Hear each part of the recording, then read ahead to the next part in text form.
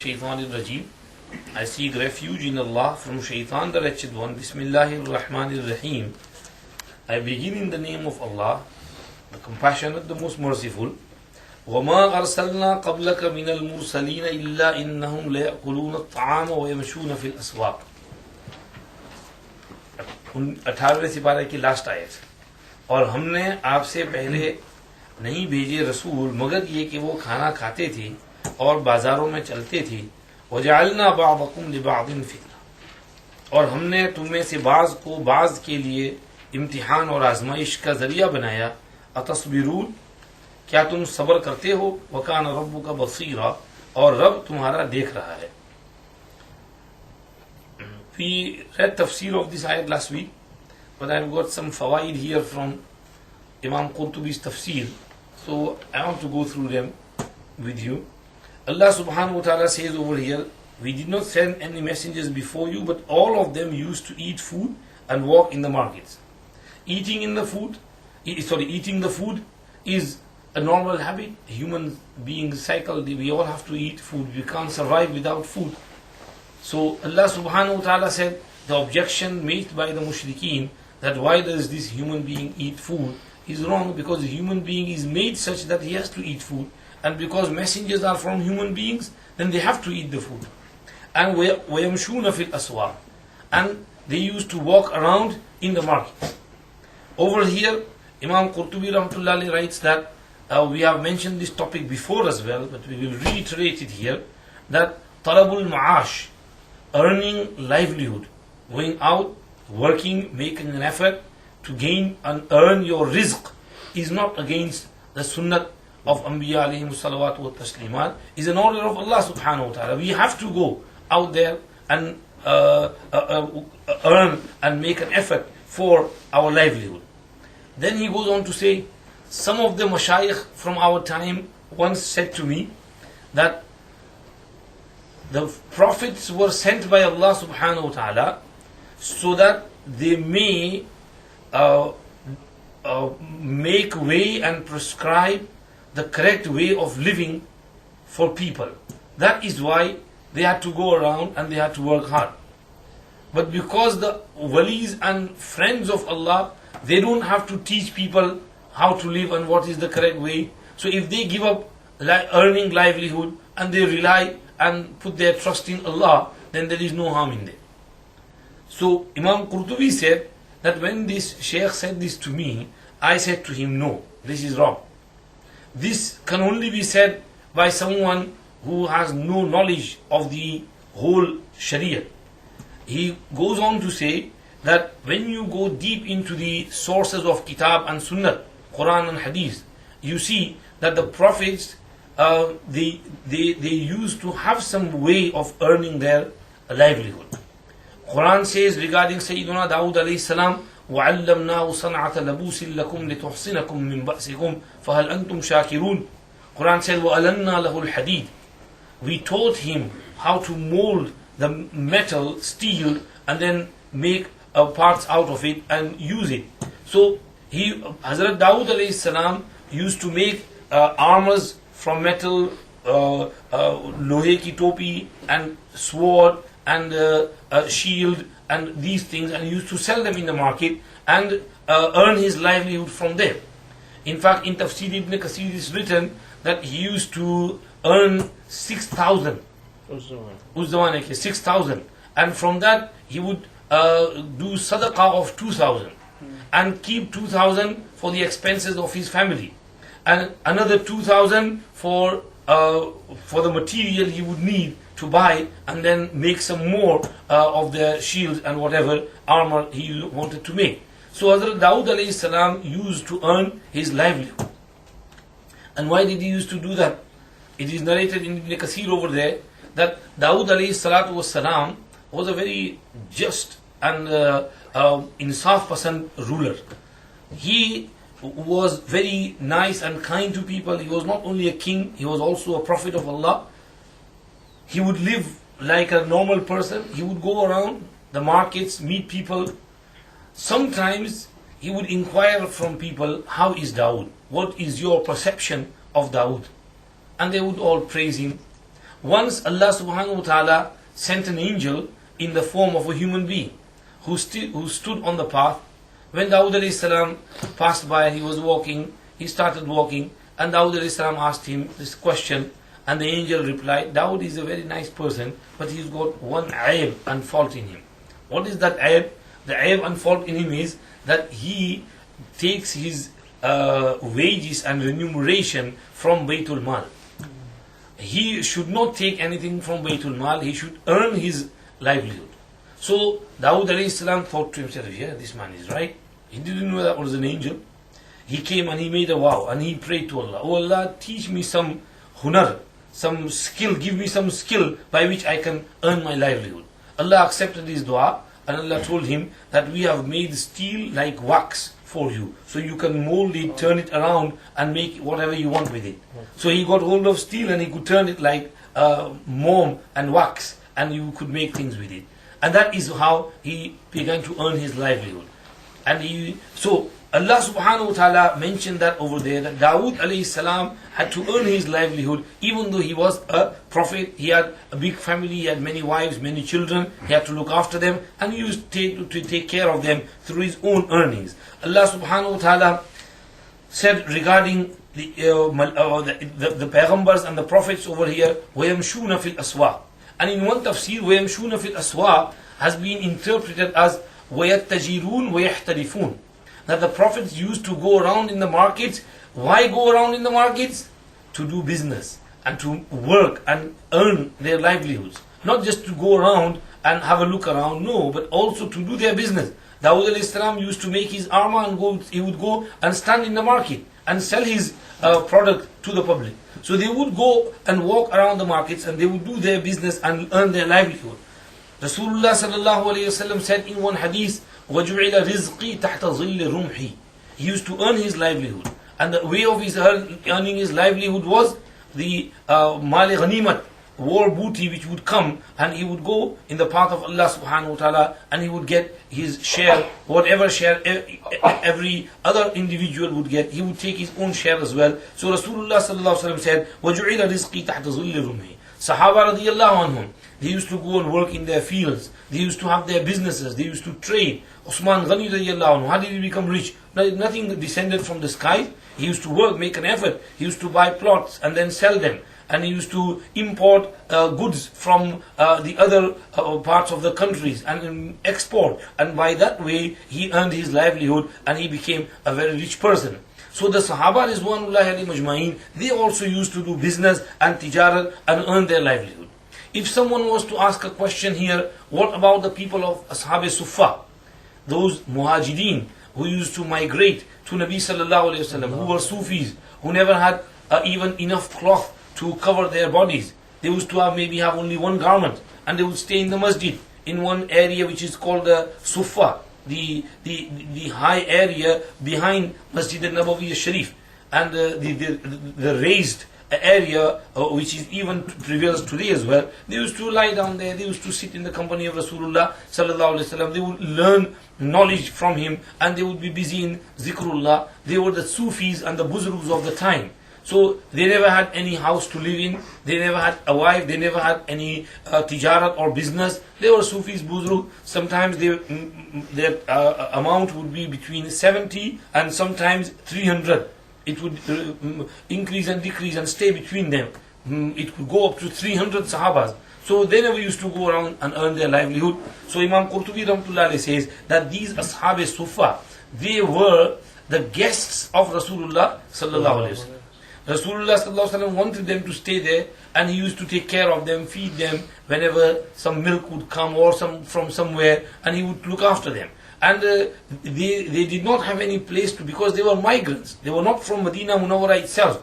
The people of Medina, they had their homes. These people had done hijrah and come from other localities, other areas. That's why they had no place. They had been deserted and abandoned by their families. So that's why they did not have any mal and daulat and wealth over here. When Islam spread and futuhat and victories took place and lots of wealth came, the Ashab Suffah, they also became rich.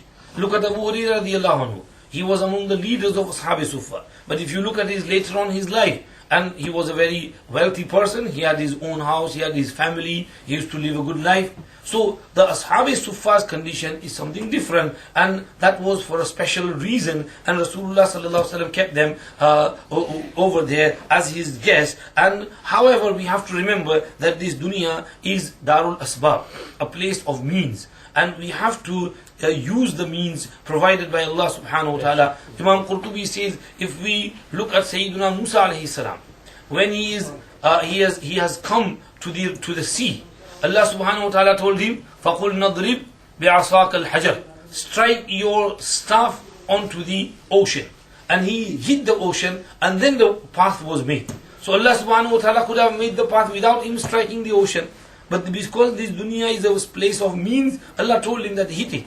Allah told him when he wanted water to hit the rock. And then when he hit it, then the 12 fountains of water came out from the rock, and people got water to drink from there. Hazrat Maryam alayhi salam, when Allah subhanahu wa ta'ala, when she gave birth to Sayyidina Isa alayhi salam, Allah subhanahu wa ta'ala gave her an order. وَهُزِّي إِلَيْكِ بِجِذْءِ النَّخْلَةِ تُسَاقِطْ عَلَيْكِ رُطَبًا جَنِيًّا. That shake that dried palm tree, we will bring it to life, and it will throw upon you fresh dates, and you eat from there and drink from that water. So Allah subhanahu wa ta'ala could have given her dates without her shaking the tree. So because this house, this place and dunya is a place of means, that's why Allah subhanahu wa ta'ala told them to use the means. In the hadith, Imam Qurtubi narrates one hadith, أُطْلُبُ الرِّزْقَ فِي خَبَايَا الْأَرْضِ, search for rizq in the secrets of the earth. Meaning, by digging the earth, plowing and planting seeds, and through this hard work and effort, seek rizq through them. So in the hadith, Rasulullah sallallahu alaihi wasallam said this. In another hadith, Rasulullah sallallahu alaihi wasallam said, لا أن يأخذ أحدكم حبله فيحتطب على ظهره خير له من أن يسأل أحدا أعطاه أو منعه. A person going out with his rope and gathering dry sticks and wood and bringing it, selling it to people, and then earning his livelihood through there is better than going out begging people. Someone would give him, someone would refuse him. So that's no good. Do your hard work, effort, and then earn your rizq. So this is what we are being told. If someone was to say, Allah subhanahu wa ta'ala said, وَفِي السَّمَاءِ رِزْقُكُمْ وَمَا تُوعَدُونَ, that your rizq is in the heavens and whatever you have been promised, then Qurtubi Rahmatullah says that of course the tafseer of rizqukum over here is rainwater. That the rainwater comes down from the sky. Like Allah subhanahu wa ta'ala said, وَيُنَزِّلُ لَكُم مِّنَ السَّمَاءِ مَاءً and وَأَنزَلْنَا مِنَ السَّمَاءِ مَاءً طَهُورًا, or فَأَنبَتْنَا بِهِ نَبَاتَ الْأَرْضِ. Allah subhanahu wa ta'ala said, we sent down rainwater, and with that rainwater we brought out the productions and harvest from the earth. So the tafsir of that is rizq over here, meaning matar and rainwater which Allah sends down. So don't think that roti and chawal and boti is going to come down from the sky. You have to go out there and earn your money. This is what he's saying. He goes on to say that Allah subhanahu wa ta'ala told the people of Yemen that when you go for Hajj, then وَتَزَوَّدُوا فَإِنَّ خَيْرَ الزَّادِ التَّقْوَى, take your provisions with you, because the best of provisions is taqwa. They used to come without any provisions, and they would say, we are relying upon Allah. So Allah subhanahu wa ta'ala says, you can't rely upon Allah like that. You have to have your provisions, then rely upon Allah subhanahu wa ta'ala. Because then they would feel the need for eating and money. They would go around asking people, we are Hajis, give us something. We are Hajis, help us. So Allah says, why should you go around begging? Take your provisions, then come for Hajj. This is why Rasulullah sallallahu alaihi wasallam said in one hadith, لو أنكم توكلتم على الله حق توكله لرزقكم كما يرزق الطير تغدو خماصا وتروح بطانا. If you were to put your trust in Allah the way you should trust Him, then He would feed you, provide for you, just as He provides for the birds. They go out in the morning empty stomach, and they return in the evening with their bellies filled. So Rasulullah sallallahu alaihi wasallam said, the birds have to go out. They don't stay in their nest and the risk and provisions don't come to them to their risk, they have to go out. So similarly, you have to go out in the morning, then Allah will provide risk for you. So move around and go and do some work, then you will get your risk from Allah subhanahu wa ta'ala. And Qurtubi says that if we study the life of Rasulullah sallallahu alaihi wasallam and the Sahaba, they never went out on a journey without provisions. They used to take provisions with them, even though they were at the pinnacle of tawakkul and reliance upon Allah subhanahu wa ta'ala. But they used to take provisions with them. That is why we have to take provisions and use means from provided by Allah subhanahu wa ta'ala. What is the meaning of tawakkul? Imam Qurtubi says, "At-tawakkul i'timadul qalb ala Rabb."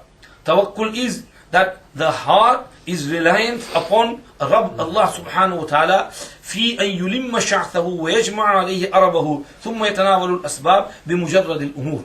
He says that someone asked Imam Ahmad ibn Hanbal rahmatullahi alayhi, I intend to go for Hajj while relying upon Allah subhanahu wa ta'ala. Complete trust on Allah subhanahu wa ta'ala. So Imam Ahmad told him, okay, then go on your own. So he replied, no, I can't go on my own, I have to go with a group of people. He said, well, then you are relying on the pockets of the people that they will give for you. You are not relying upon Allah. You are relying upon the people because you want to go with people and they will feed you, they will give you roti, they will feed you, they will take care of you. Your trust is not on Allah subhanahu wa ta'ala. So we have to use the means, then put our trust on Allah subhanahu wa ta'ala. Qurtubi goes on to this debate and then he says, however, we cannot deny that there are people out there who put their trust in Allah without means. And Allah subhanahu wa ta'ala is extremely generous, kind to them, and He does provide for them. He accepts their du'as, and this is a sort of karamat and ikram and i'saz and an honor for them. But this is not for the general public, this is for those special people with whom Allah's aid and assistance is connected, so they can put their trust in Allah subhanahu wa ta'ala without means. But the general public should be taught to trust Allah with the means and while using all the means provided by Allah subhanahu wa ta'ala. And there were people in the times when they used to do tawakkul and rely upon Allah subhanahu wa ta'ala. They would just go because of their ishq of Allah, ishq ilahi. Their mind would not be towards here and there. Their mind would always be towards Allah subhanahu wa ta'ala. And they would not think of anything else. Junaid Baghdadi rahmatullahi alayhi, many stories. Ibrahim al-Khawwas rahmatullahi alayhi. He went for Hajj and he had no provisions with him. He just set off. Allah will provide for me. And he goes on traveling for 7 days without any food. But he is traveling. Now, when he started his journey, this Christian monk gave him company. And he said, I want to stay with you. So they both traveled. Ibrahim Khawas said, no, you go on your own. I'm going for Hajj. No, I want to stay with you. So he let him. After 7 days, that Christian monk said, we are feeling hungry, we are getting weak, and we need to eat something. You are a Muslim, Muhammadi. Can you ask your God to send us some table spread and food from the skies? And our Prophet, our God, our Lord Jesus, he asked Allah, God, and he sent down table from the sky, the Last Supper, whatever. So Sayyidina Ibrahim al-Khawwas said, no, you can't make such a request from Allah subhanahu wa ta'ala. No, you have to do this. No, you can't test Allah Pak. No, you have to do this. So Ibrahim al-Khawwas rahmatullahi alayhi, dua Allah, mujhe ke samne zaleel na kar. Don't disgrace and humiliate me in front of this person. Please provide for us. Allah subhanahu wa ta'ala sent a dastarkhan on which there was delicious food, and they both ate from there. And then they continued their journey. After another 7 days, Ibrahim al-Khawwas rahmatullahi alayhi thought to himself, this person is going to ask me again, so I'd better ask him first. So he said, oh, a Christian, last time I asked and Allah told me, if your religion is correct, then this time you should ask. I said, no problem, I will ask. And he raised his hand. Allah knows what dua he made. And suddenly 2 dastarkhans came. One for Ibrahim Khawas and one for that Christian monk. And he said that, come on Hazrat, eat. He said, no, I can't eat. There's something wrong here. So he said, no, Hazrat, eat. I will give you 2 good news. One good news is that I am breaking my zunnar and I am declaring shahadat, ashhadu an la ilaha illallah wa ashhadu anna Muhammadan abduhu wa rasuluhu. And the second good news is that you are a wali of Allah.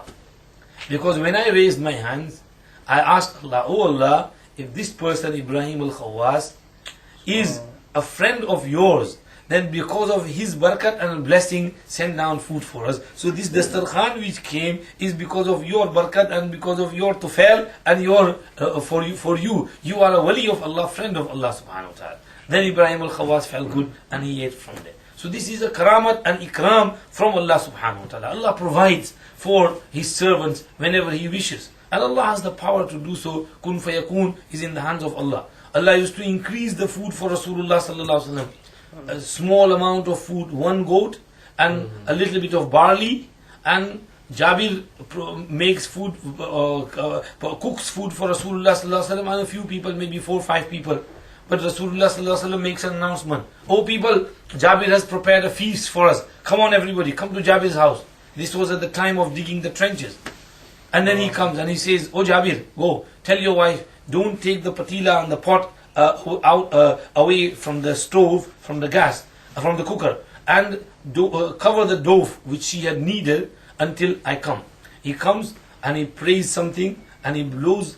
He puts a little bit of his saliva on the dough which was needed, and a little bit of saliva in the in the pot, and then he prays some things, and then he says, call upon someone to help you to make the chapati. So one of the neighbors, 2-3 neighbors come and they start making chapati, and Rasulullah sallallahu alaihi wasallam says, leave the pot, cover it, just open it a little bit and keep taking salan out from there, and from there cover the dough with a cloth and just take some from the side and keep kneading and making rotis, and everybody comes and eats, comes and eats.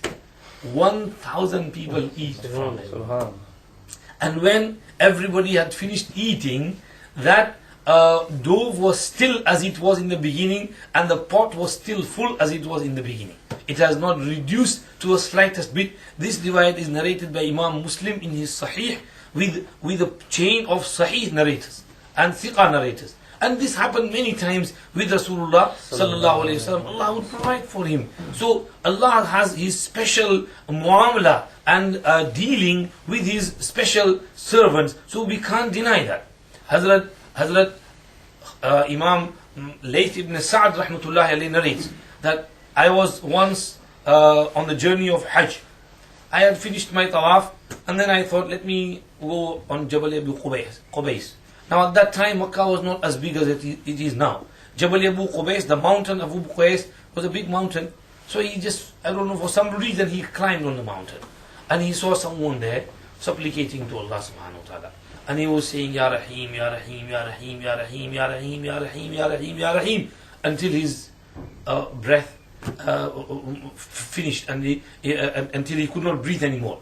Then he started saying, Ya Kareem, Ya Kareem, Ya Kareem, Ya Kareem, Ya Kareem, until his breath stopped. And then he started saying, Ya Rahman Rahimeen, Ya Rahman Rahimeen, Ya Rahman Rahimeen, Ya Rahman Rahimeen, Ya Rahman Rahimeen. And then he again said, Ya Raheem, Ya Raheem, Ya Raheem. And then he said, oh Allah, I am hungry. I want to eat some grapes, and I need some new clothes for my ihram. My ihram is old and is become dirty. Layth ibn Sa'd says he had not yet finished his du'as, he had not put his hands down, and I saw a bowl of grapes by his side and 2 beautiful sheets of ihram with it on the side. So he turned around, he went to eat from the grapes. So I said, Hazrat, 1 minute. I am also your partner in the grapes, because I was saying Ameen when you were making the dua. So he said, okay, come, eat. So they start eating. Layth ibn Sa'd says, Wallah, I had never eaten such sweet grapes in my life. There were no seeds in them, and they were big grapes. And the beauty was that we kept on eating and eating and eating to our fill, but the grapes never reduced. No. They were as they were in the beginning, because those grapes were from Jannah. From Allah subhanahu wa ta'ala. Every time you take some from there, Allah will replace it with others with His kun fayakun power of Allah subhanahu wa ta'ala. So they wouldn't finish. And then he says, when we finished eating, we ate till our fill. And then Hazrat said, the Buzurg said that these are 2 garments, 2 sheets. You must be my partner in there as well. So you take 1 sheet and I'll take 1 sheet. He said, no Hazrat, I've got my ihram. My clothes of 2 ihram is okay for me. You can take the 2. So he said, okay then, turn your face towards the other side so I can change my chadar. So I turned on the other side and he changed his ihram sheet. And then when he took the old sheets, he folded them, and then he descended from the mountain. And when he came down, he saw some faqir miskin, and he gave those 2 old sheets to him. And he went down into the Haram Sharif. I went to the old faqir and I asked him, who is this man? And he said, do you not know him? This is Imam Ja'far as-Sadiq, the great grandson of Rasulullah sallallahu alaihi wasallam. Imam Ja'far as-Sadiq, the son of Imam Muhammad al-Baqir, who was the son of Imam Zainul Abidin Ali ibn al-Husayn, son of Ali ibn Abi Talib. So he is from the descendants of Sayyida Fatima Zahra radiyallahu anha. He was a Sayyid, and this was his rank, Imam Ja'far as-Sadiq. So there are servants of Allah for whom Allah provides out of the ghaib. This is called providing from the ghaib, from the unseen. Allah subhanahu wa ta'ala provides for them. Even in this day and age as well. Allah subhanahu wa ta'ala is still as He is. Allah is Allah, He is not changed. It's we who have changed. If we turn to Allah subhanahu wa ta'ala, He can still provide for us today. But we have gone far away from Allah subhanahu wa ta'ala. That's why we are not seeing these blessings from Allah subhanahu wa ta'ala. If we turn towards Him, He can provide for us even today as well. Even in this day and age, there are people who are looked after and they are taken care of by Allah subhanahu wa ta'ala. As my Hazrat narrates regarding Mufti Mahmudul Hasan Sahab Gangohi rahmatullahi alayhi. Mufti Mahmudul Hasan Sahab was a Khalifa of Hazrat Shaykh al-Hadith Maulana Muhammad Zakaria rahmatullahi alayhi. That someone had heard that Mufti Sahab has Dasti Ghaib. And Dasti Ghaib means hand of Ghaib, unseen. That Allah subhanahu wa ta'ala provides for him from the unseen. He puts his hand under his sitting place, and he will take money out from there. He can put his hand in his pocket and he can take money out from there. Who puts that money there? Allah. The same Allah who puts the gold and silver and treasures in the earth, that Allah can put money in your pocket as well. So he said, I didn't believe this. So once I was with Hazrat Mufti Sahib in his khidmat service for a few days. So it was maybe when I used to see that people would come and ask from Mufti Sahib, and Mufti Sahib would put his hand in his pocket, take some money out and help them, give them. So I noticed this, I saw this many a times. He says that I thought maybe he might have put his money in his pocket from the beginning. Mufti Sahib used to wear a sadri like this. So he might have put his money in the pocket somewhere from before. So he says it was a Friday, and I had taken care of his clothes. I had emptied his pockets, and he had taken a ghusl shower, and he had worn new clothes. Now I knew that there was nothing in his pockets because I had searched them and cleared all the pockets and everything. After Salat, someone came and asked from Hazrat Mufti Sahib. So I thought, now today is the day of test. So he said, to my amazement, Hazrat Mufti Sahib put his hand inside his pocket and he took some money out from there. And not only rupees, he took out some rupees, he took out some pounds, he took out some dollars, he took out some South African rands. Allah knows where all that money came from. And then he provided for that person. So he said that day I believe that what is famous regarding Mufti Sahib, that he has the Ghaib, is true, and Allah provides for him. So this is the condition of the who really put their trust in Allah subhanahu wa ta'ala. Hazrat Shaykh Nawwarallahu Marqadahu himself, he was a great mutawakkil ala Allah. He had a small Kutub Khana bookshop, but that bookshop was not his main source of livelihood. That was just as a show, that I am doing something as a means.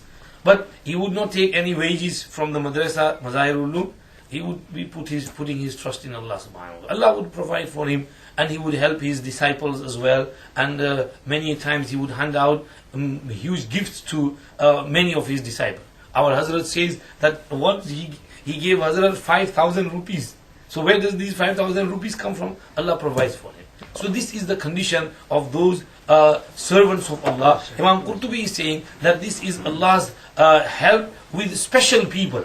And what we mentioned above was for the general public. So the general public should be told to take up some means of earning livelihood, have a good job, have a good business, and earn your livelihood. If you get to that state of tasawwuf, and you reach that rank wherein you can put your trust in Allah subhanahu wa ta'ala, you are always busy in the khidmat and service of His deen and remembrance of Allah subhanahu wa ta'ala, Allah Himself will take care of you, and He will provide for you, He will fulfill your needs. So this is one subject to be touched over here.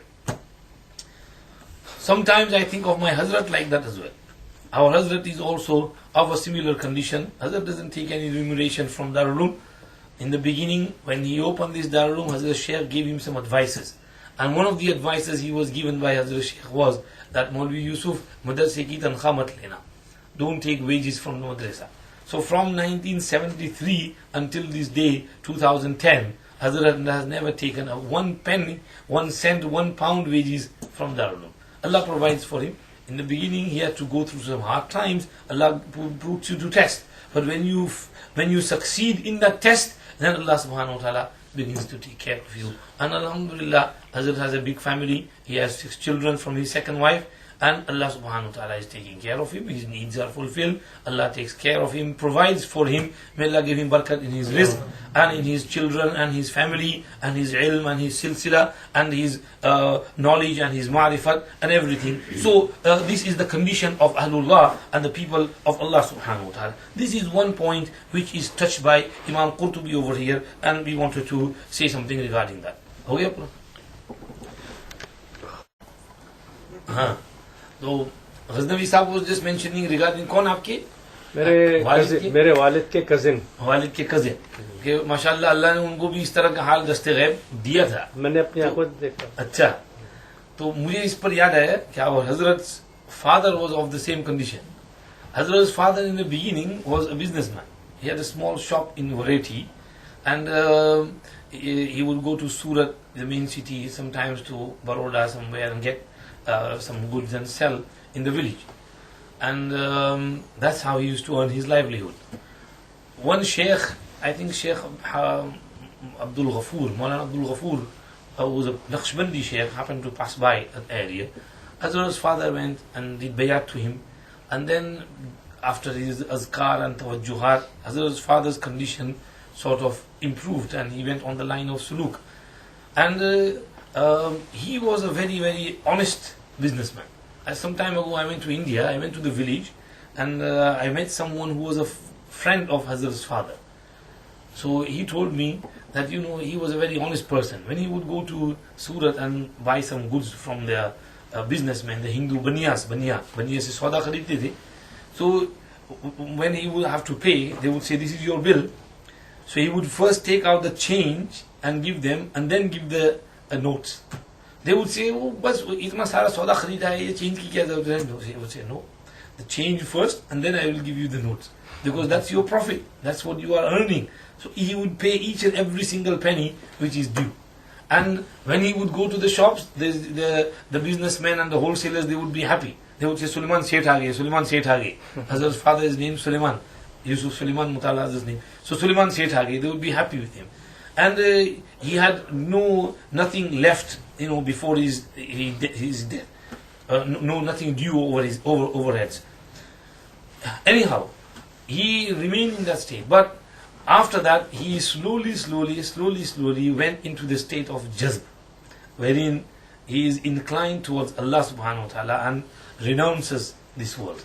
So then on, he closed his shop, and he used to stay inside his small home, small hut, jhumpade ki tarah se, jhumpda.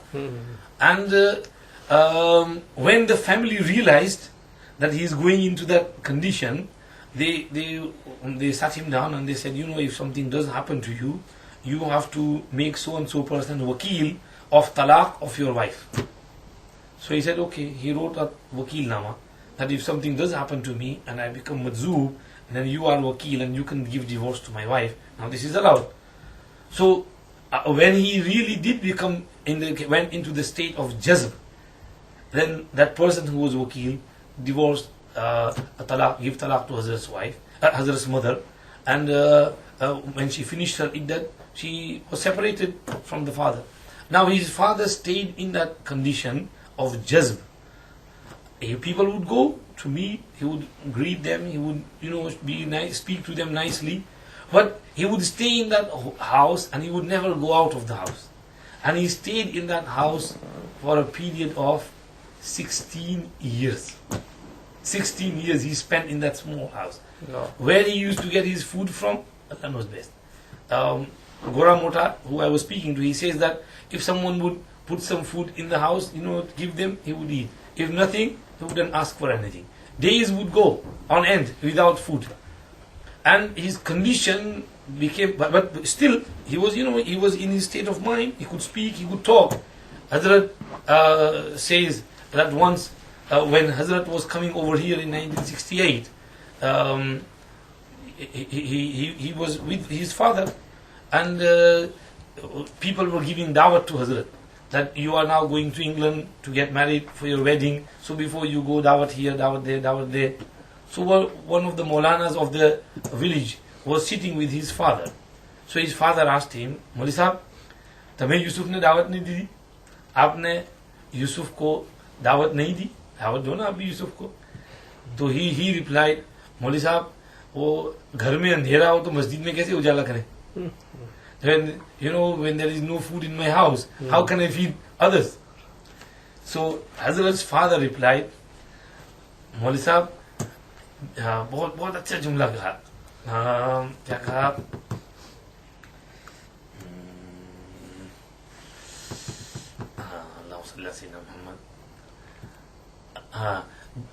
जेरे कई नहीं हो इन्हें कुर्बानी करे तो कुदरत राजी थे. Something like that, to the effect that when you have nothing and still you make sacrifice, that is when Allah is pleased.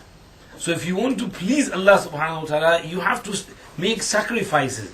Even though you don't have, then you spend in the path of Allah and make dawat, Allah will be pleased with you. If you have and you do, then okay, you are doing it. But if you don't have and then you do, then that is what going to please Allah more. So he realized his mistake. Anyhow, Hazrat's father himself was in that condition for a good few years. In fact, once it so happened that he went into the state of jazba, and you wouldn't believe this. There were some Akabir Buzurgan who would be out of this world, and somehow they would separate their limbs from their bodies.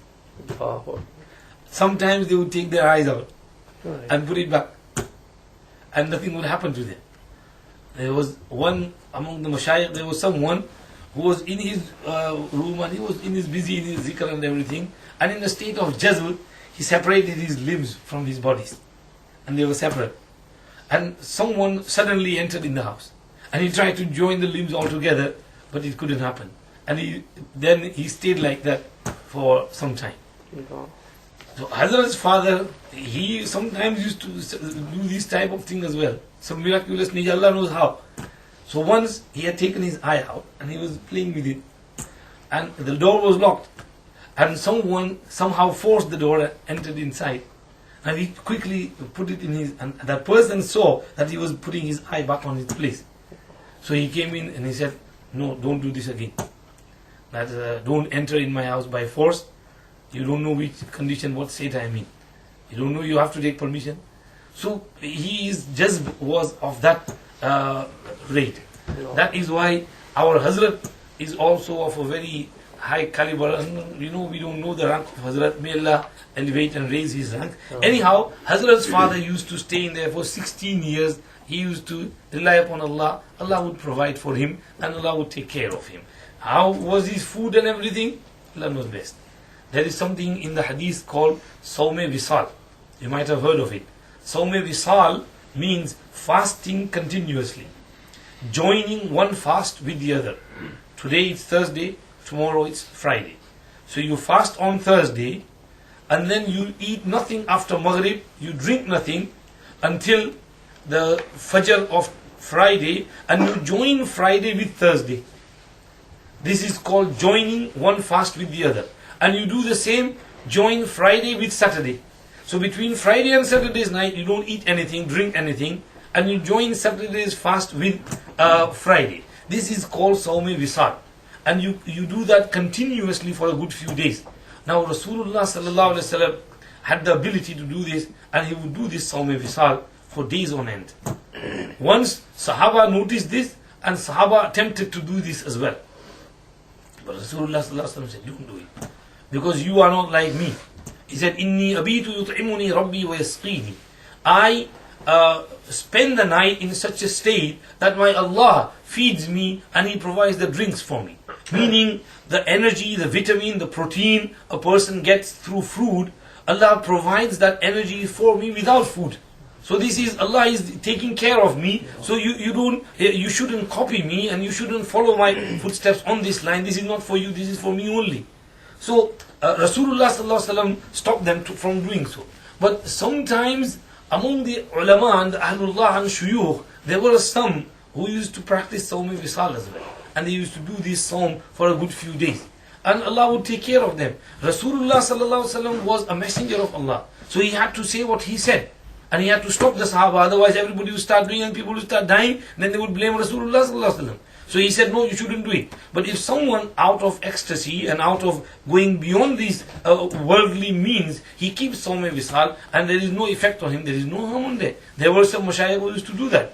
We read in the Tarikh Mashayikh Chisht that one of the mashayikh, Hazrat आ जाइए doctor साहब, इधर आ जाइए, अपनी जगह बैठे, इधर से आ जाइए आसिफ के पास से. So one of the mashayikh, he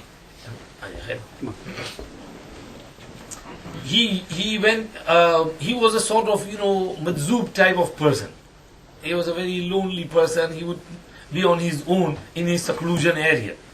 Now, his household people would also think of him in that way. He would disappear for a few days and then reappear again. So once he was in this room wherein they bring the harvest, anaj, ghalla, and they fill that room with the harvest and use that throughout the year. So it was a time of the harvest, and the barley and wheat was being brought over there, and the room was filled. Now when the workers came and filled that room with the harvest, he was in one corner of the room and praying salah. So he was on his musalla, he was busy in his salah, and the room was filled with the harvest. And the room was sort of blocked. There was space where he was, but the other area was blocked. Now the people in the household didn't know where he had gone, and they searched for him a little bit. Then they thought that he might have disappeared somewhere. He'll reappear. Now he stayed in that room for 6 months. The household people, they would come and take barley and wheat from there, keep eating from there, using it, grinding it, using it, grinding it, using. After 6 months, when the harvest finished, then he came out of the room. He was alive in that room for 6 months. How? Allah took care of him. So these are cases, incidents out of this world. And nobody should attempt to do this. This is something from Allah subhanahu wa ta'ala. This is what Imam Qurtubi is mentioning over here, that the special cases are something special. What we mention, relying upon Allah, is for the general public. That's what we should do. But if someone has this special connection with Allah, and then Allah takes care of him, and there is no harm on him, and we should not object on such people, on the shuyukh, on Ahlullah, on the Buzurgan Deen, who are busy in the khidmat of the Deen of Allah and in zikr of Allah subhanahu wa ta'ala. Allah provides for them, takes care of them. Anyhow, this was one subject over here which Imam Qurtubi rahmatullah alayhi has touched with regards to means. Another thing which he has pointed out over here, Imam Qurtubi has said that with regards to the lafz وَيَمْشُونَ فِي الْأَسْوَاقِ, going into the markets. He said with regards to the markets, there is a hadith which says أَحَبُّ الْبِلَادِ إِلَى اللَّهِ مَسَاجِدُهَا وَأَبْغَضُ الْبِلَادِ إِلَى اللَّهِ أَسْوَاقُهَا. The most beloved spots on the face of this earth to Allah subhanahu wa ta'ala are the masajid. And the most hated places on the face of this earth to Allah are the markets. He says in another hadith, Rasulullah sallallahu alaihi wasallam said, Musnad Bazzar narrates from Salman Farsi that Rasulullah sallallahu alaihi wasallam said to him, لا تكونن إن استطعت أول من يدخل السوق وآخر من يخرج منها فإنها معركة الشيطان وبها ينصب رايته. Do not be the first person to enter the market and the last to come out of the market. If it is possible for you, then hold on to this. Don't do that. He said, because فإنها معركة الشيطان, because a market is the battlefield of shaitan, وَبِهَا يَنْصِبُ رَايَتَهُ, and it is in the battlefield where he puts his flag, plants his flag, where he plants his flag. He comes out in the morning and he plants his flag over there. So do not be the first one to go to the markets and the last one to come out. He said in one hadith that man ghada ila al-masjid ghada bi rayati al-iman wa man ghada ila al-suq ghada bi rayati iblis. Whosoever sets off in the morning to the masjid, then he sets off with the banner of iman. And whosoever sets off in the morning towards the market, then he sets off with the banner of shaitan.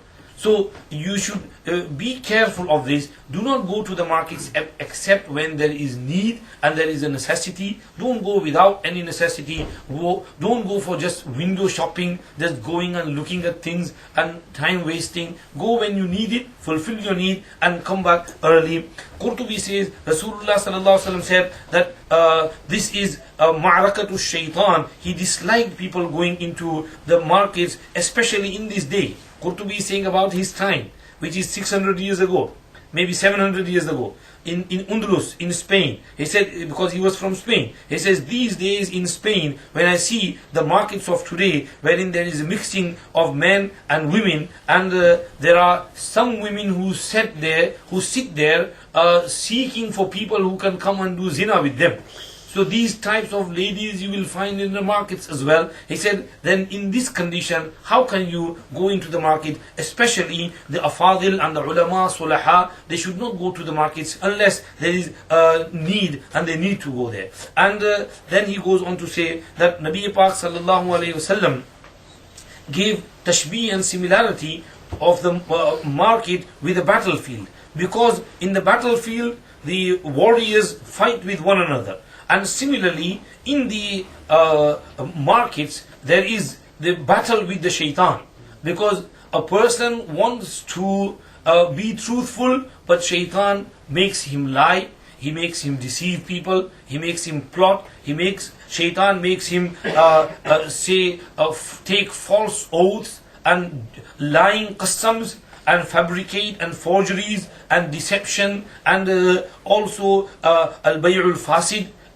Transactions in a fasid manner, also raising of the noises, the musics, and the mixing of the men, women, the evil of the eyes and the sin of the gazing, and all these things takes place in the markets. That is why Rasulullah sallallahu alaihi wasallam classed it as a battlefield. When you go to the market, you are at a constant battle with the shaitan, and you have to fight with him. So that's why he said, avoid that fight. You don't know whether you're going to win or lose. Most likely you will lose with the shaitan. So don't go and avoid it as much as you can. Moving on, Qurtubi finally mentioned that there is a very nice hadith that if you go to the market, what you should do.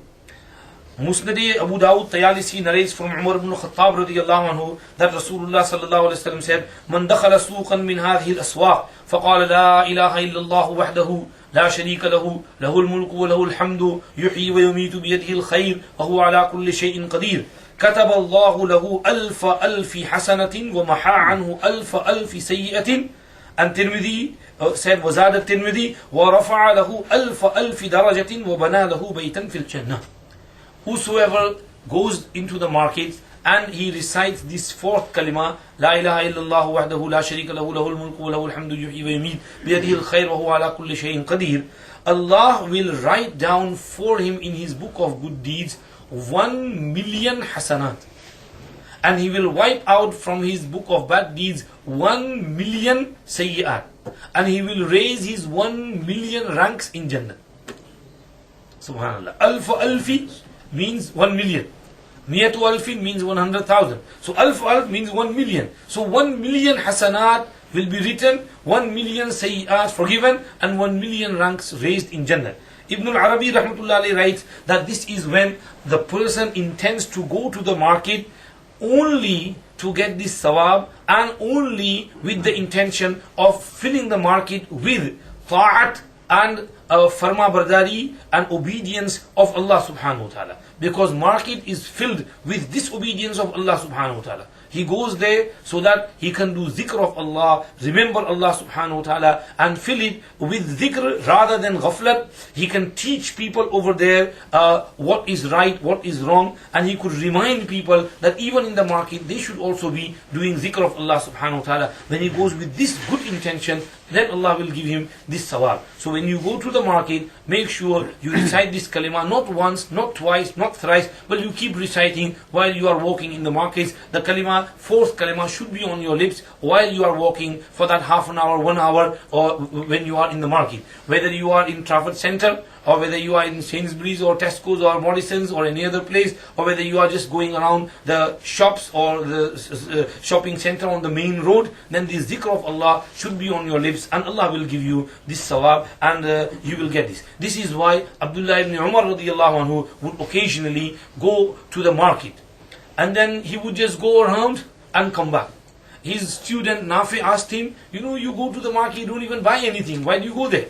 And he says, I go and I remember Allah subhanahu wa ta'ala, get the sawab for that. I meet Muslims, I say salam to them, and I get the sawab of greeting a Muslim brother, and that sawab. So I just go to the markets to get this sawab from Allah subhanahu wa ta'ala of greeting a Muslim, asking how he is, of remembering Allah subhanahu wa ta'ala, doing his dhikr. Otherwise I don't need to buy anything from them. So these are some masail with regards to وَيَمْشُونَ فِي الْأَسْوَاقِ, and going into the markets, earning your livelihoods, the ahkam with regards to the connected to the markets. I think that is enough, and inshallah we mentioned the tafsir of the rest of the ayat. After that, when Allah said وَجَعَلْنَا بَعْضَكُمْ لِبَعْضٍ فِتْنَةً, we have made some of you as a test for others. وَكَانَ رَبُّكَ بَصِيرًا, and your Rabb is watchful over everything you do. He is ever seeing, so be careful on whatever you do. وَقَالَ الَّذِينَ لَا يَرْجُونَ, next week inshallah.